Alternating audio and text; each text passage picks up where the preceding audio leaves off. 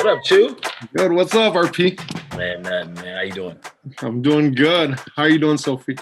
Hi, Bryan. Nice to see you. Nice to see you too. Welcome to our boardroom. It's really ugly and boring. Room Raider would be so ashamed of me right now. We move the change. You hear what I'm saying? Real players can relate, cause they the ones that was playing. Be great. Just wait. We be really in the field. Now we really on the mic, speaking truly how we Welcome to Move the Chains. I am your host, Phillips. I am so pleased to be able to have these two with me today. We're going to touch on a subject that is definitely to the forefront of issues that are taking place right now, community-wise, society-wise. It's making a tremendous impact on all of us. One thing I do want to touch on is the fact that, yes, we are a football-based show, but this is football family, and family is everything. And I always preach that we are more than athletes. We have a community that we are responsible for. We have family, we have friends, and we're humans at the end of the day.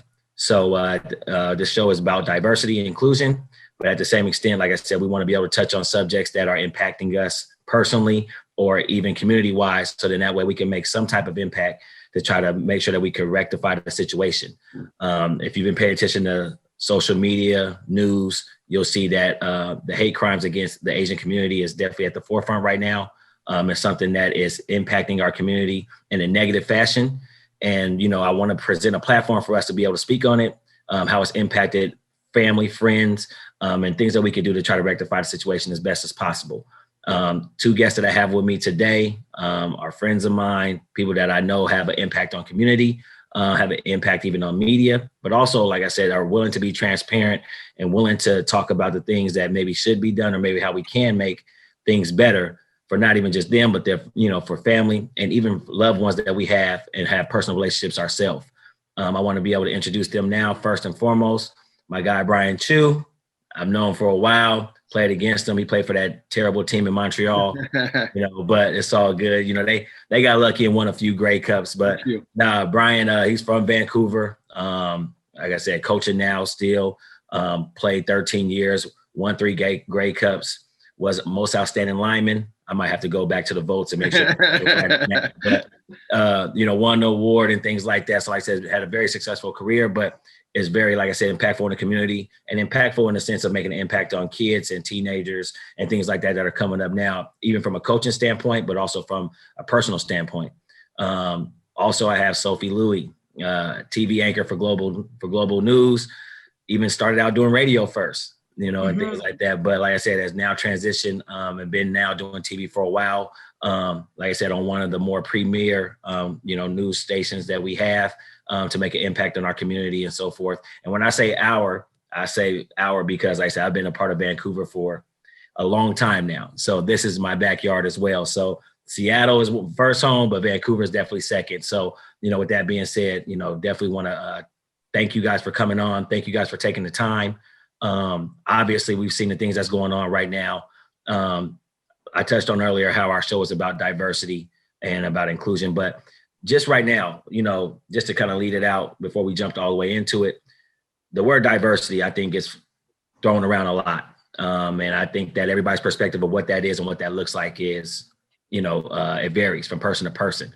So, you know, for me, I want to lead out by asking you guys, like, what does that word mean to you guys? You know, and also, like, has your perspective of diversity and how it's been embraced by the community, has that changed based on the things that's taking place right now amongst your community, amongst friends, amongst family? How is that, you know, how's that whole word changed maybe for you from a personal standpoint? And how is that, you know, being embraced by society, by social media and things like that to the forefront? I guess I'll start off with you, Sophie. How do you feel about that right now at this point? Well, I think diversity has evolved for me, like, you know, over the years. I've been in media for 20 plus years now. And it's something we talked about in the beginning of my career, but I definitely think it's evolved and grown and hopefully still has more room to grow. I think in the beginning of my career, it was thought of as more of like a lip service thing, like just something you had to do. I remember when I started out that I had a prospective employer. He was interviewing me for the job for a job at a radio station, and he said something to me about I didn't get the job, which I'm glad for. But anyway, he said something about how we already have our experiment in employment equity, because they already had one Asian person working on the staff at that time.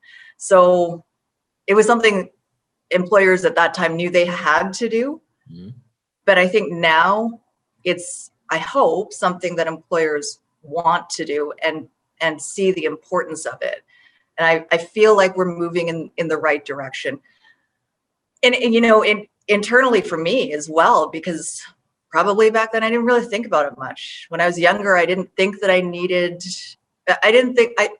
was raised to think we're all equal. Mm. And so I just believed it. Mm. It's interesting that, you know, the innocence of youth, you really think that we're all equal. And then as you get older, you realize, oh, hang on a second. No, we're not. Right. And so I think that I not only know it's something we have to do to feel, you know, to show our viewers that we are diverse, but it's something we should do behind the scenes as well, so that we have a diversity of opinions and a diversity of backgrounds to just add to the richness and the depth of our stories. So that's how it's evolved for me over the years.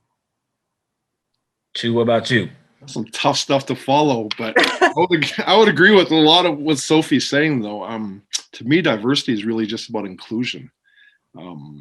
Growing up in Vancouver, I really didn't see color, believe it or not. I mean, it was a lot of Asian kids in my school, and for me, playing football is a game that's really wasn't really accepted among the Asian community. I mean, I remember my mom and my aunts they're really against it. They thought it was a game of violence, and Asians didn't belong in that game. So I didn't really feel, for me, the biggest thing was I didn't realize my color until I went to the United States. Mm-hmm. That was the big moment for me. When I went to the States and I just looked around, I'm like, I've never played with a black guy in Vancouver. I never did. And I was just looking around and I'm like, holy cow, I'm the minority here. And that's the first time I actually felt it. I heard remarks. It was tough in the beginning because I was getting it from both sides. And me being the minority, I always had that voice in my head that I don't belong. And there were times I wanted to give up and just say, you know what? Okay, I don't belong. But then I kind of found my own inner strength, I guess, and just realized it was time that someone has to take that chance and just, because, I mean, we're talking about generations. I mean, my kids, they're all going to have to walk behind us, right? So we can create that path for them, make their lives a little easier. But really, diversity in general, to me, it's become such a hot topic now. And with COVID and how a lot of Asians are getting attacked. And I think culturally, Asians in general have been a lot more passive and non-confrontational. Mm-hmm. I know my mom, my aunts, they'd rather walk away. You know, they're not going to fight. They don't believe in that violence. And I'm not talking about all of them. I'm just saying the older generation. And from what I know, and I think that could be almost seen as weak by some people. Right. So just a little. Yeah. No, that's the real. I feel like some of the things that take into perspective is, I think there's a thing of lack of representation, right? Mm-hmm. When there's a lack of representation, that means there's a lack of viewpoint and perspective that's being shared. And when you're not feel like that you have a seat at the table, or you are being represented to be able to share your stories or perspective, I think now to that point, everybody has the platform to make assumption or say, oh yeah, I understand what you feel, but don't really know directly. Or, you know, it comes to a point where now you can't voice your opinion. And that leads me to the next thing of talking about the lack of representation or the lack of, you know, presence. To be able to share your stories and share that, you know, direct impact and how it affects your family and things like that. I think it's imperative for us to be able to have, whether it's this platform or some other platforms, to be able to express and say, okay, yeah, this is how it's impacting us. This is what it's doing to us. This is what's doing it to my family. This is what's doing it to my community. Sure. How much do you think that's really playing a factor as far as the lack of representation? I feel like I said, those things all go kind of hand in hand when it comes to actually getting real data, when it comes to getting real facts or real perspective and getting a direct, feel of exactly how it's impacting our community. I guess, Chiu, I'll lead with you on that one. Like, how do you think that's going? I mean, that's a great question, RP. I think culturally, though, a lot of I'm talking about the older generations, like my mom and my aunts. Again, they're scared to speak up. They almost want to be just in the background of things, and they don't want to stir anything. They don't want to make trouble. They just want to live and be quiet. And sometimes that could be to a detriment. At some points, people got to speak up. My sisters face a lot of racism stuff in BC, but I always found what's unique is the ones that are getting attacked are the elderly or women. I've never had that happen to me here, and I haven't. And it's hard for me because I'm like, if I'm with you, would they treat you the same? So it's almost a bullying thing, For example, my sister's up in Prince George, and she went to Costco, so she bought a lot of things, and a lady looked at her. She goes, "Oh, it must be Welfare Friday." And I'm thinking, wait. My sister and her husband are both dentists. They're up in Prince George. They just kind of looked, and now, you know what? And as educated as my sister is, she didn't respond, but she just chooses not to go there anymore. Mm-hmm. But that's not really what we're trying to do. We're not trying to give up. So me and my sister had that same discussion. Now, do we need to start talking about this? It shouldn't deter you from going somewhere because they win. It's examples like that. Mm-hmm. You've never, when you were growing up, did you ever have any run-ins, Bryan, like name calling or fights or anything like that? No, I've never gotten in a fight in my life. I've never gotten in a fight. Yeah, and I've been very fortunate. I've been in a fight, man. No, not here in Vancouver. Not until I didn't feel the racism stuff until I went to the United States. Okay. And, yeah, even when I got married, my wife at the time, she's white, and I never felt any racism, I guess, until I crossed the border when we're driving to Florida. Then I would see the eyes, the way that, some people look at you. They look at you differently, Yeah. Sometimes I feel the reverse racism from Chinese. I can understand them talking about us, saying, what am I doing with her, kind of thing. It goes both ways. Right. Oh, totally. Totally. I've often felt like I don't fully fit into Chinese culture, and I don't fully fit into Canadian. I'm not Canadian enough, and I'm not Chinese enough. I agree with you completely. And were you born and raised here, Bryan? I was born and raised here, yes. So was I. And I think that people like Bryan and me are sort of caught in the middle in some ways because we have these, immigrant parents who, and my mom is very Western, but still she was an immigrant. And so there's this there are differences. And then I've got Canadian culture, and I never learned to speak Cantonese or Mandarin. So Chinese people who only spoke Cantonese couldn't communicate with me and sort of looked at me funny. And then my white friends, because I grew up in a very white neighborhood. At the time, it was very white.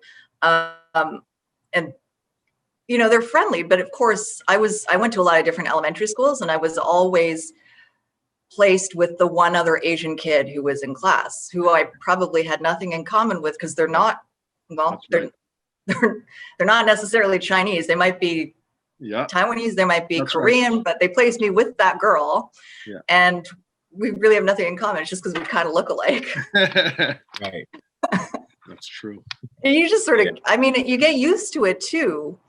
You just sort of think that's just the way life is. Yeah. I think we get a lot of stereotypes. You're Asian, you got to be good at math, piano, this, that. We get it. Bad at all those things. Me too. You and me both. But I think our parents have a different expectation of us too. They expected us to hit certain levels in academia, and whereas it was always about an image, which has kind of changed over time now, though. Yeah, and I think life experiences obviously, help you, guide yourself in realizing, what was reality to you at 10, 11, 12, 13 years old. Now as a grown adult, now you're having to encounter some other things, as being an adult now. And now, as a parent and things like that, now you're actually trying to make sure that they understand what reality really does look like. Obviously they're not going to be able to get the full sense of it, but your job as a parent and, as someone that's impactful in the community, you want to try to guide them as best as possible and try to prepare them, for things to take place. Obviously some of the things that's taking place right now, you can't really prepare for. I mean, the incidents that's happening right now, I don't think there is a preparation for. There's all kind of stories that are surfacing, and that's just the ones that's being reported. That's just the ones that's coming to the forefront. Obviously, based on the things that's happening, I'll gear this more towards you, Sophie, due to the fact that the incidents that are being reported, obviously like 70% of them are women. And obviously they've been, to the forefront as far as being targets. Whether that's, due to the fact that it's, men mostly doing these types of actions and activities. How impactful has it been to you as far as functioning on a daily? I feel like, there's obviously times where you might be a little bit more conscious, more aware of your surroundings, obviously your approach on, for day-to-day activity, just like Bryan touched on, just going to the store. I mean, it could be anywhere where things like that have happened. Do you find yourself functioning a little bit differently now? Do you find yourself a little bit more aware? Or even talking to your friends and family a little bit differently, just based on them being more aware or being more, conscious of their day-to-day interaction? Like, how has it impacted you personally? Well, I think maybe like Bryan, I haven't really faced a lot of it lately, not in recent years anyway. When I was younger, yes, there was more blatant stuff, but I don't know if it's that I get recognized and so people don't say what they might say to some other Asian person. Maybe it's that, or maybe it's just I'm a bit spaced out when I'm walking around and I just don't even know. Maybe they are saying stuff. I'm not noticing it. I sometimes wish, this is probably not a good thing, but I sometimes wish that someone would say something to me so that I can just throw it right back at them. But no, that it doesn't, I don't think about it much for my own personal safety or well-being, but I think about it more in terms of my mom and my aunt and uncle who live in Vancouver, and then my Chinese relatives who live in various parts of the US or the UK, or, I worry about the safety of the older generation of my family, because they seem to be more targeted lately. And then how it has, I guess, directly affected me is it just makes me really sad and angry. It's just heartbreaking to see some of the stuff that's going on. And then you think it's your aunt or your father or your mom. So I'd say that's how it's impacted me. But I think in a way, because it makes me angry, it's making me think about these things more than I have in a very, very long time, maybe ever, and wanting to take action more than I ever have.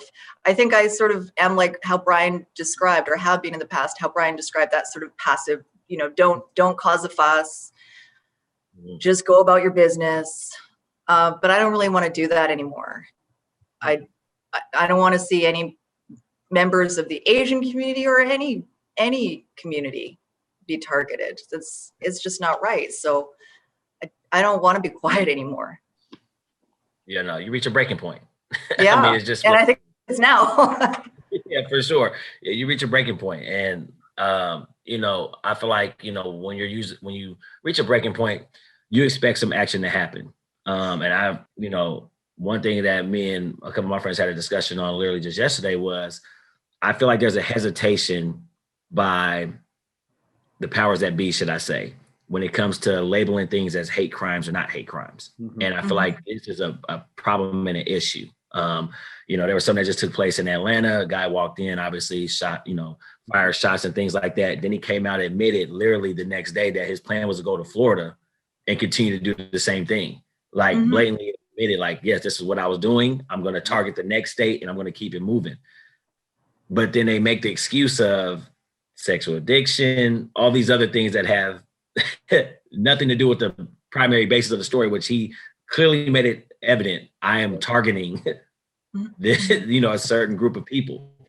I feel like, these are things that are hesitant for a number of reasons. And I just want to kind of get your opinion on that, because I feel like, if we literally just let it be known, okay, this is a hate crime.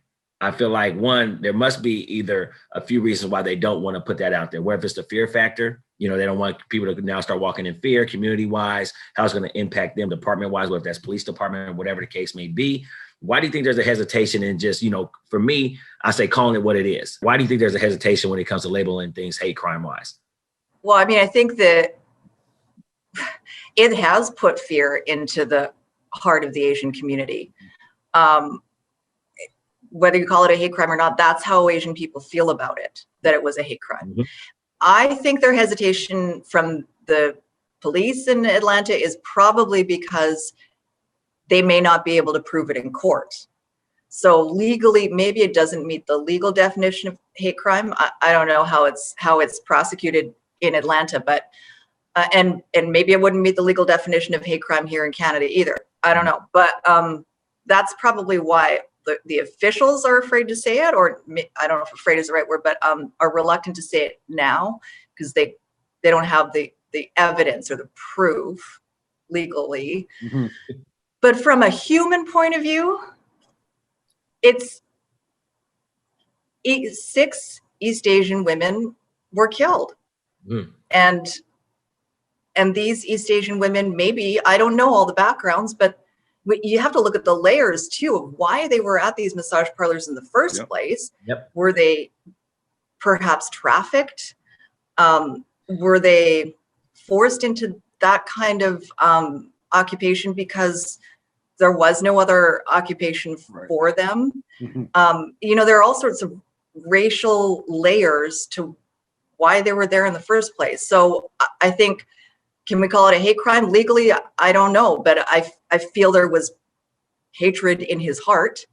And it strikes me that there definitely was racism and racialization involved in this shooting. Mm-hmm. Chiu, what about you? What you think? Man, I agree.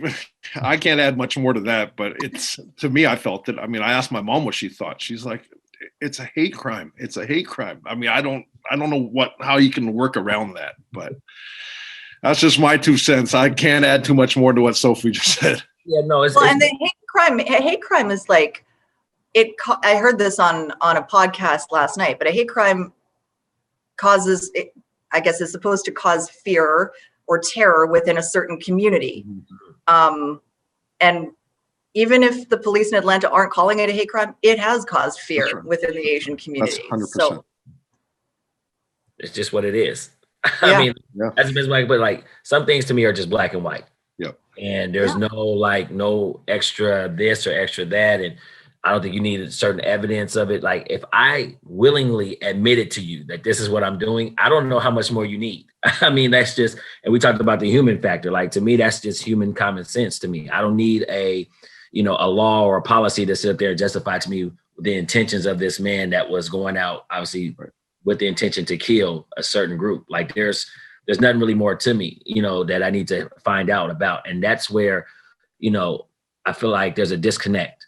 There's a disconnect in security, you know what I'm saying? And that's what I want to touch on as far as like, in you guys' perspective, as the things that are happening right now, do you feel, secure in the things that are taking place? Do you feel supported? Do you feel like, your peers are, valuing, the things that are happening in your community? I feel like, there comes a point in time where you have to do more than just the social media repost, the social media retweet, and things like that, right? Like, I understand that I can sit back and say, well, yeah, it's not impacting me, but because I see it and it looks like the thing to do, let me go ahead and retweet it. Or now it looks like the thing to do, let me go ahead and post on Instagram or whatever the case may be. But there comes a breaking point, like we talked about before, where either you really feel supported, you feel secure, you feel good about the direction things are going, or, you feel like, there's definitely going to be some things that are going to be put into place, whether that's policy wise or anything like that, that's going to help this situation.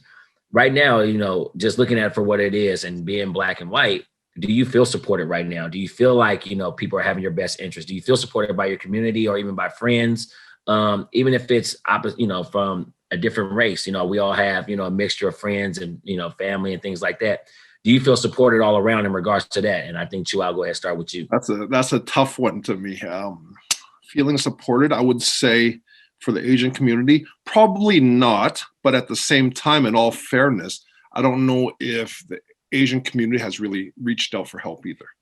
I think it can go both ways, like I told you before, being so passive, a lot of the elders haven't come forth publicly, or they don't want to speak of this. Just like for years, I had a debate with my mom and my aunts not too long ago about, what's so funny is all this time we see how with the Black Lives Matter and how the African Americans are being treated. The Asians in general, we've always stood back. We're quiet. But now it's the other way around, and I'm seeing some Asian organizations demanding that the Black Lives Matter movement jump on with us, kind of thing. I'm like, it has to go both ways. I mean, there's more to it. Again, like Sophie is saying, there's always layers, right? So that's a big one for me. Yeah. I've definitely felt support from, for the most part, from my company. There have been some instances where, I have concerns about the way things were handled, but overall, I think I have support from my company, from my coworkers, and people have been reaching out to me. It surprised me. The first person who reached out to me on Twitter just DM'd me to check in, basically to say, hey, I'm thinking about you. I see you. And it surprised me. But then I had a few more messages like that, and it was really nice. But I almost felt like embarrassed. Yeah. Like, it's not me. Yeah. I wasn't hurt here. Right. But then I guess I am hurting. So, emotionally, it's a hard thing. And I remember reaching out to some Black folks after George Floyd was killed. And because even though it didn't happen obviously directly to them, I felt like, God, this is awful. And I just felt like I needed to reach out to them. And now having people reach out to me, I feel like I sort of understand what they were saying back then about how they were inundated a little bit and didn't really know how to deal with the flood of messages that came in.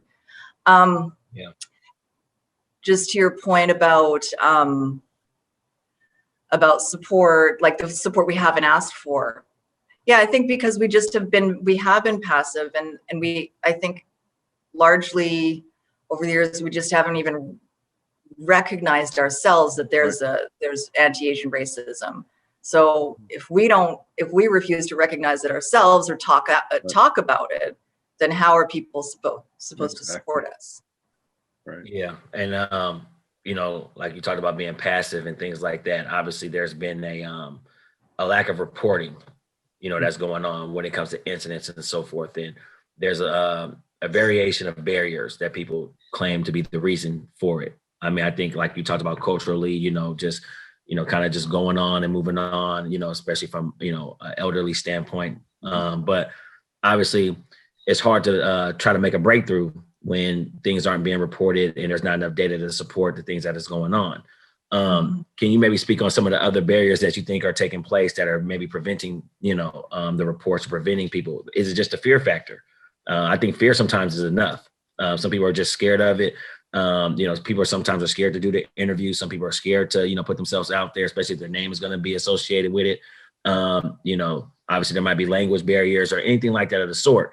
What are some of the things that that you guys can maybe touch on that, if it's from experience or just know that maybe prevent the reporting and prevent, people want to come to the forefront and speak on it? I think what you said, RP, is pretty much what it is. It's fear of the language barrier is always an issue. And it's the fear of the unknown, what's going to happen, right? To put yourself out there. I just think of my mom putting herself out there, and like you said, getting her name out there that, she's reporting something. She doesn't understand what kind of backlash. It's just the fear of the unknown of what could possibly happen, right? I mean, we're to the point now where I don't want her to go out by herself, you know, because someone could just push her over. You just don't know. So it's our whole family's kind of pretty wound up about this right now anyway. Oh, and that's such a shame.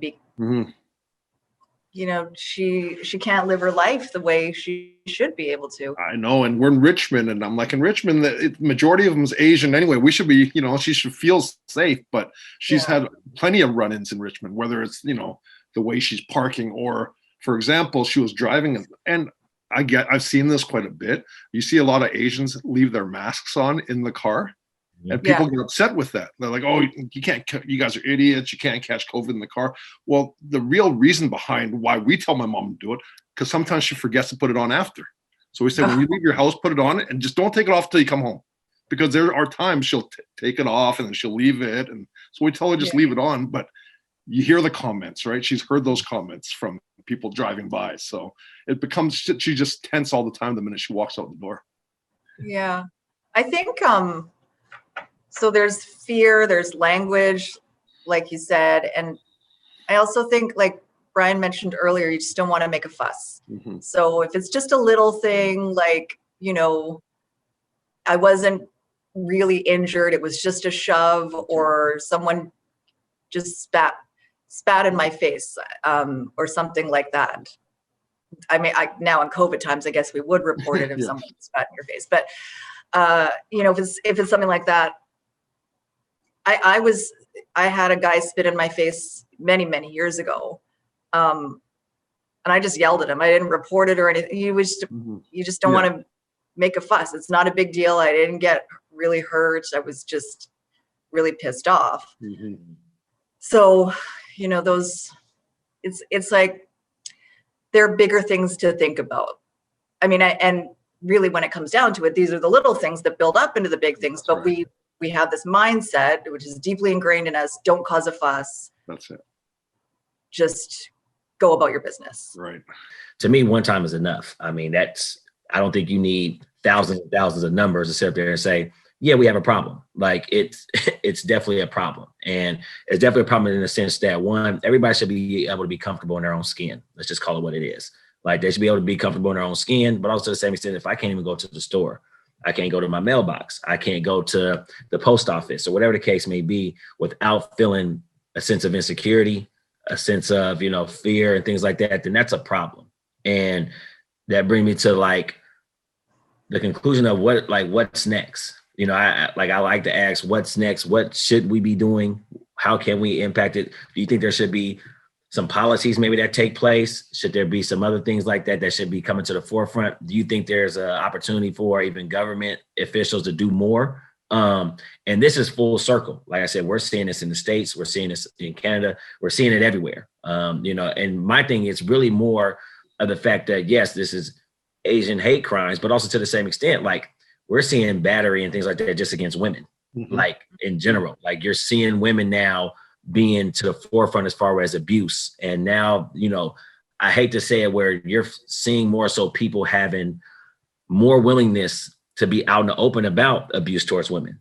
Like it's now seems like now it's catapulted. Like, okay, yeah, I'm seeing it now. And even if I'm not directing towards a specific culture, just domestic violence and everything else towards women in general is now being I'm not going to say not frowned upon, but people are more willing now to say, okay, yeah, this is how I'm reacting. This is how I'm acting now. Yeah. What do you think some of the things that maybe we need to be doing or what we should be doing, or how can we try to rectify the situation as best as possible in this regard, as far as women, as far as obviously Asian culture? How can people help? You know, how can, you know, people come to the forefront and, you know, be protective and, you know, guide in that sense, or, you know, try to lend a hand, or, you know, whatever it is. Like, what are some of the ideas that you think maybe can take place to try to help rectify the situation as best as possible? I did on the newscast yesterday, we had I think 4 or 5 stories in a row about women being victimized. And, you know, went anywhere from this woman being followed for 40 minutes in Chinatown, and Tinseltown to,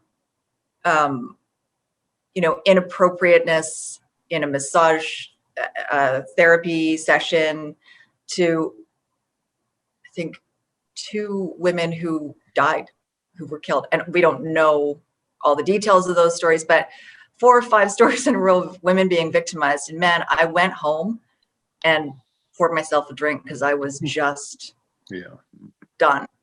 So thank you for bringing that up, because no matter what color they are, it was that women are really just objectified and victimized like that is, it's chilling.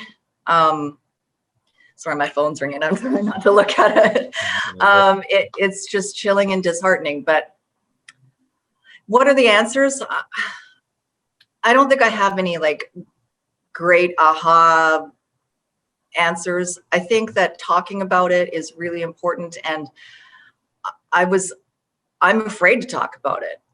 I'm afraid. I'm afraid to be on this podcast right now. I was asked to do another podcast like in a couple of weeks, and I'm going to do it, but I'm afraid to, because I'm afraid of feeling the emotions that come with it. I'm afraid of saying the wrong thing. I'm uncomfortable being a spokesperson, if you will, for people in my community. But I feel like it's time to talk about it. And, with the caveat that I don't know everything and I don't speak for everyone, but this is my personal experience. So I think forums like this, like what you're doing, are really important, and just reasoned discussion, like not angry discussion like you see on Twitter, but genuine conversation, listening to people, and really trying to understand what they're saying. I think those things are really important. Like I said, it's not a eureka moment, but that's what I've got right now. Sure. For me, I mean, I think the stigma of being quiet, allowing, like, whether it's getting into the community, in Chinatown and talking to some of the older generations and allowing them to know that, giving them permission to speak up. I know it's tough, being how they were brought up is just to keep everything closed off, but just allowing them to have a voice and knowing that they're safe in doing so, that there's going to be no negative repercussions from this. And just, again, like what Sophie says, communicating, talking. That's one of the biggest things within the Chinese culture. Just speaking from my own experiences, is having that form of communication with each other and being open and being vulnerable. That's been such a tough thing that I think the younger generations are starting to understand.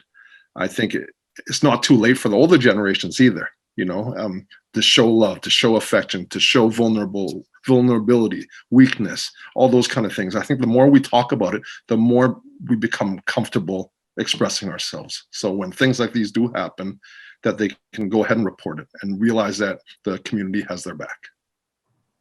Yeah, I think that we need to, one thing I like to touch on is the fact that we have the ability to touch whoever, whenever now. Like, there's no time like the present that we have right now. Like, we have the capability of creating dialogue, perspective, and opinion. I have a 14-year-old son and an 8-year-old son. And when everything was taking place, and even now the things that are taking place, when they, if I happen to pass by the news or pass by, something like that, this is what they're seeing. And this is now the topic of discussion every single time. This is a topic of discussion at the dinner table. Not, hey, how was school today? Hey, let's go to the park, or let's do this, that. Like, it's like, Dad, why are these things happening? Can you help me understand? Well, my friend is, Asian, but, I would never want to do that. And I look at him as he's my best friend, and he's this, that, and other. And I'm like, how am I explaining this to an 8-year-old? Like, hey, well, everybody doesn't think like you, Braylon. Like, that's, I mean, that's the best way I try to put it. But, like I said, or like you touched on, Sophie, the idea of a young kid and the idea of the things that he's being taught. And I want to ask this last question to some degree. Sometimes things are things that you learn. some things are things that you just honestly are being taught at a young age. How much of a factor do you think these type of hate crimes comes from a factor of being taught in your household from a young age?